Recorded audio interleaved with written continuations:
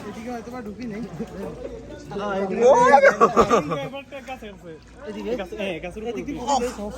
অনেক বেশি সমস্যা নেই পানি বেশি হোক কাছের মধ্যে খাইলে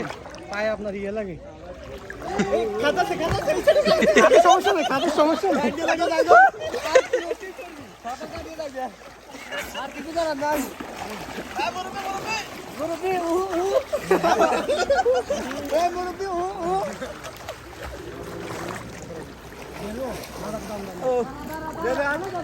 মেয়ের সাথে কাটেন